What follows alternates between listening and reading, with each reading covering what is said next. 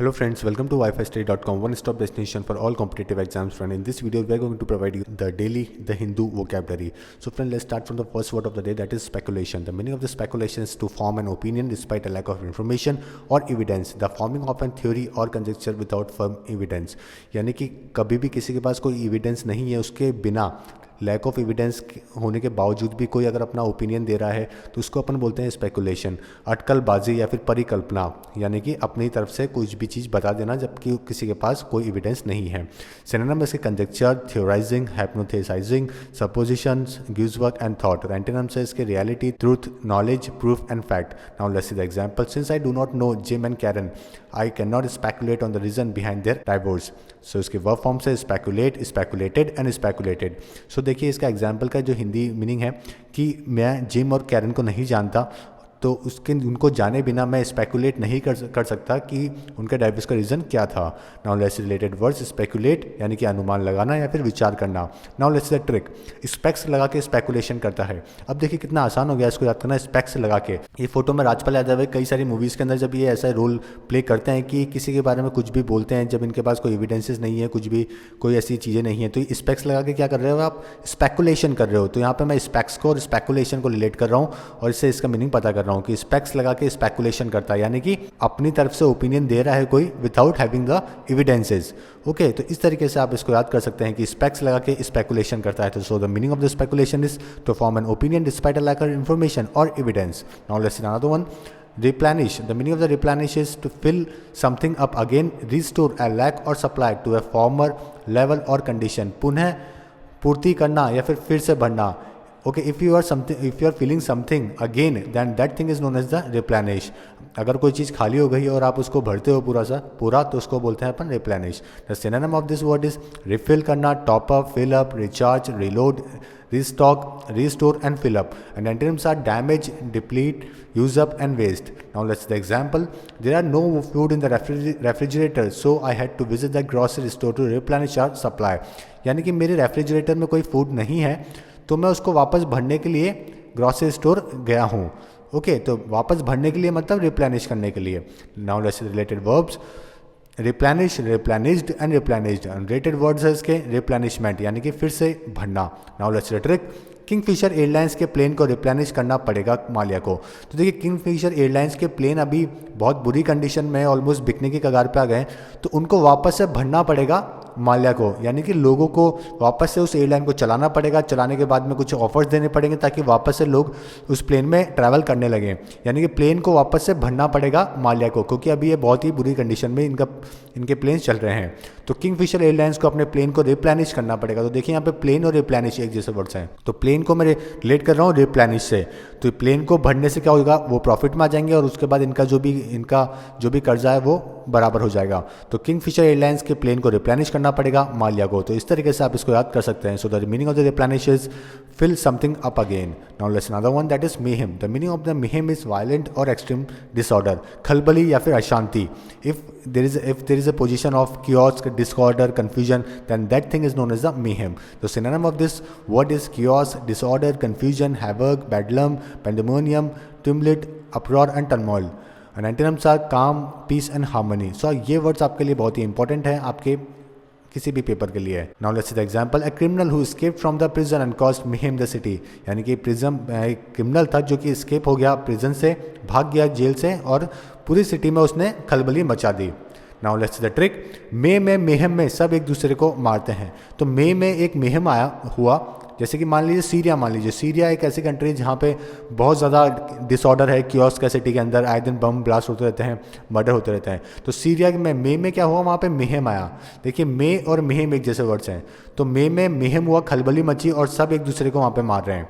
तो देखिए यहाँ पे तीन चीज़ें जिससे आप रिलेट कर सकते हैं, मेहम है और मारना। तो जब मेहम वाली कंडीशन हो जाती है यानी तो सब बहुत खलबली अशांति हो जाती है, यानी कि सब एक दूसरे को मार रहे होते हैं।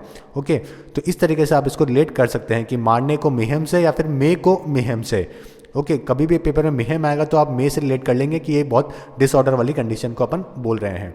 सो the meaning of the mayhem is violent और एक्सट्रीम डिसऑर्डर, खलबली या फिर अशांति। Formidable, inspiring fear or respect through being impressively large, powerful, intense और capable.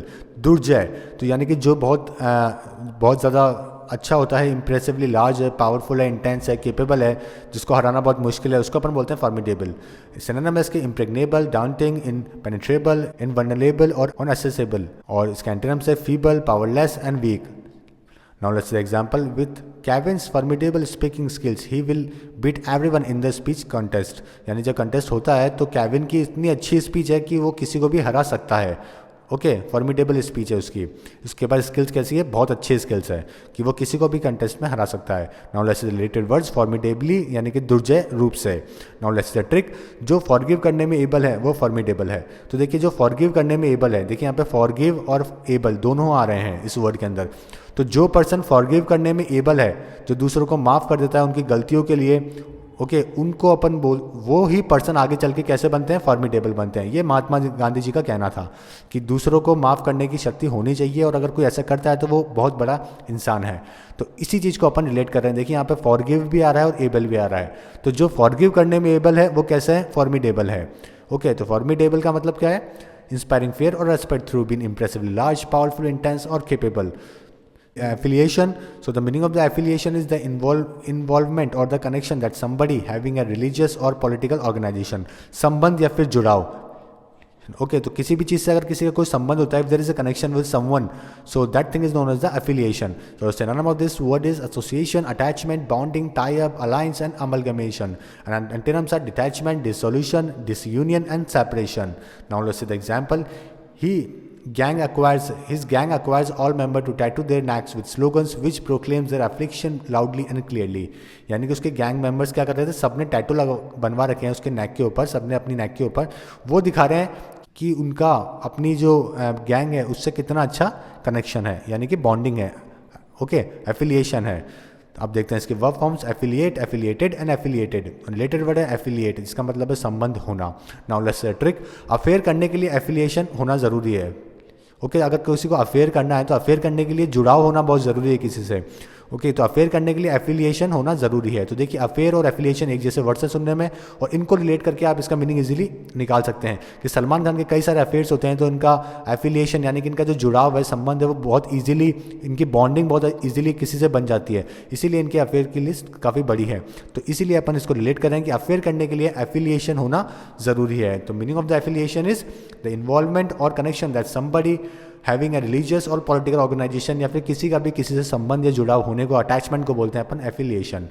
So friends, this page is very important for you because we made a pen drive course for all of you. This is very easy tricks we involved in this pen drive, and you will get a 60 videos and 3000 words of 3000 words, and you will get a simple tricks of these 3000 words, in which you will get a meaning in Hindi, short tricks, synonyms, example, images and lot more important things by which you can easily crack or easily score good marks in the vocab section. Okay, तो आप ये pen drive खरीदिए, आपको इससे बहुत ज़्यादा benefit होने वाला है। और अगर आपको ये vocab24 ऐप के थ्रू अगर आप इसे परचेज करते हैं तो you will get in just ₹497, and अगर आप पेन ड्राइव के साथ में इसे लेते हैं तो you will get in 999 rupees. और this pen drive is of 8 GB pen drive, और आप इसको कहीं पर भी यूज़ कर सकते हैं, एनी टाइम एनीवेयर। और अगर आपको ये ऑर्डर करनी है तो आप हमें कॉल कर सकते हैं और व्हाट्सअप कर सकते हैं इस नंबर के ऊपर 7023333675। Let's see the another vocab of the day, that is prudent. The meaning of the prudent is acting with or showing care and thought for the future. जो बुद्धिमान होता है, विवेकी होता है, ये वर्ड अपन ने कुछ दिन पहले ही इसको कवर अप करा है, और ये वापस से कवर अप कर रहे हैं क्योंकि आज के पेपर में इसको कल ये वापस से एडिटोरियल में आया है। तो सिनोनिम है इसके wise, judicious, sagacious, shrewd and discreet. ये वर्ड आपके लिए बहुत इंपॉर्टेंट है पेपर के लिए। एंटोनिम्स है केयरलेस, फुलिश, इनकॉन्शियस, इनडिस्क्रीट या फिर imprudent. Now let's see the example. Since so many car accidents have happened at the intersection, it would be prudent for the city to put a stop sign in the area. यानी कि जब intersection area में बहुत सारे car accidents होते हैं तो बुद्धिमानी ये है कि सिटी के लिए कि वहाँ पे स्टॉप साइन लगा दी जाए उस एरिया में। अब इसके रिलेटेड वर्ड्स है प्रूडेंस यानी कि बुद्धिमानी। कुछ दिन पहले ही अपन ने इसको कवरअप किया था और एक ट्रिक बनाई थी कि बच्चा पेप्सोडेंट यूज़ करता है, प्रूडेंस है। ओके, कुछ दिन पहले प्रूडेंस आया था और दोनों का मीनिंग एक ही होता है, चाहे प्रूडेंस हो या फिर प्रूडेंट हो। कुछ दिन पहले अपन ने ट्रिक बनाई थी कि बच्चा पेप्सोडेंट करता है, प्रूडेंट है। वापस से अपन उसी से इस वर्ड को भी रिलेट कर रहे हैं और इसका मीनिंग निकाल रहे हैं कि बच्चा पेप्सोडेंट करता है, प्रूडेंट है। तो पेप्सोडेंट और प्रूडेंट को अपन रिलेट कर रहे हैं और इसका मीनिंग पता कर रहे हैं, दोनों सुनने में एक जैसे हैं। तो प्रूडेंट का मतलब है बुद्धिमान या फिर विवेकी। Defy, appear to be challenging, openly resist और रिफ्यूज टू ओबे। अवहेलना करना, चैलेंज करना, रेसिस्ट करना, किसी की बात नहीं मानना, इन सबको अपन बोलते हैं डिफाई। सिनोनिम है इसके challenge, dare, confront, repugn, disobey and ignore. And antonyms are surrender, give up, hide, follow and obey. Now let's see the example. The soldiers were imprisoned for defying an order to shoot the enemy captives. यानी कि soldier को क्या मिला, imprison कर दिया गया क्योंकि उसने अवहेलना करी ऑर्डर को, शूटेड एनिमी को मारने की, शूट करने की जो ऑर्डर दिए गए थे उनको नहीं माना उसने। अब इसके वर्ब फॉर्म्स है defy, defied and defied, and related words है डिफाइंस, उसका मतलब है अवहेलना करना। Now let's the trick. Australian team defeat नहीं होती है, डिफाई करती है। तो ऑस्ट्रेलियन टीम, ये रिकी पॉन्टिंग की कैप्टनशिप में अगर आप ऑस्ट्रेलियन टीम को 1999 से 2003 तक देखेंगे तो ये टीम बहुत ज़्यादा पावरफुल थी और कभी भी हार नहीं मानती थी।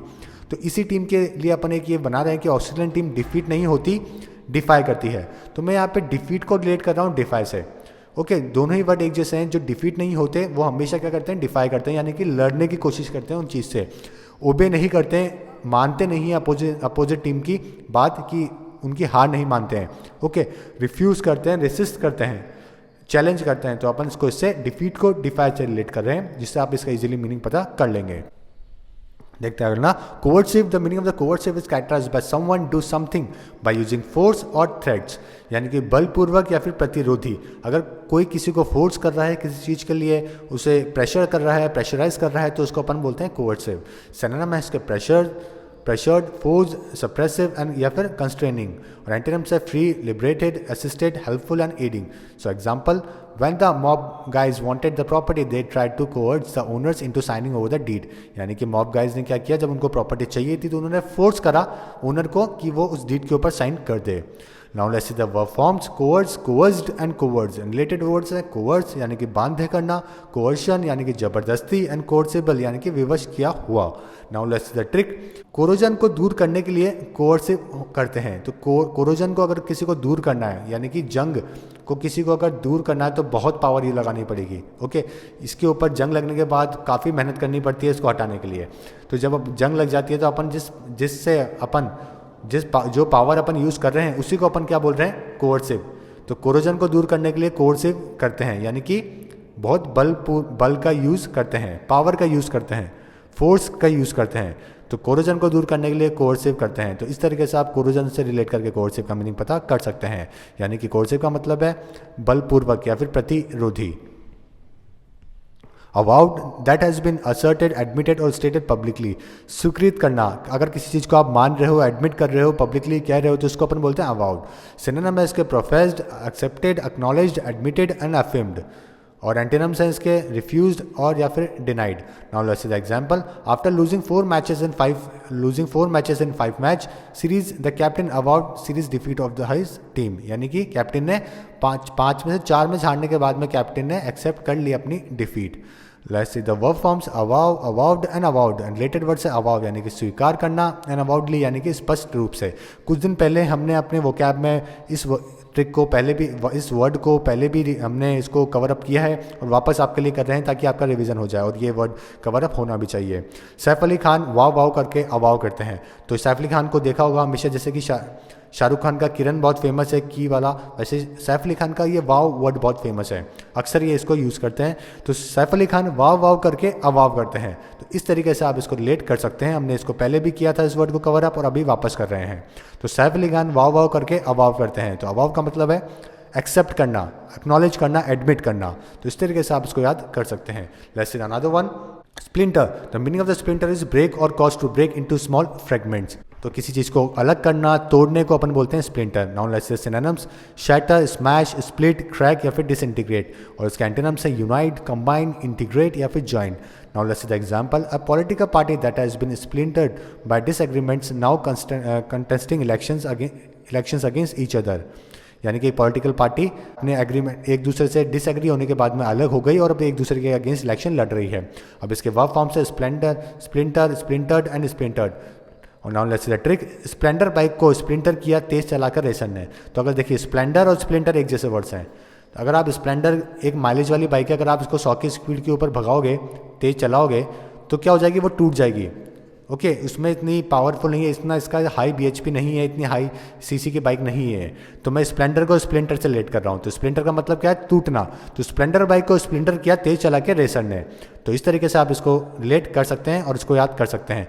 Now friends let's again we will once again revise all these vocabs. So meaning of the splinter is break करना, अवॉइड इज एडमिट करना, कोअर्सिव बलपूर्वक, डिफाई किसी को चीज़ को रेसिस्ट करना, बात नहीं मानना, प्रूडेंट बुद्धिमान, एफिलिएशन यानी कि जुड़ाव, संबंध, अटैचमेंट, फॉर्मिडेबल, इंस्पायरिंग फेयर और respect through being impressively large, mayhem, extreme disorder, replenish वापस से किसी चीज़ को भरना, स्पेकुलेशन अटकलबाजी, विदाउट एविडेंस होना, कोई बात बोलना। And friends if you are not subscribe our channel till now then click on this logo to subscribe our YouTube channel for daily videos and for daily newspaper editorials, vocabs and quiz. Download vocab24 app now.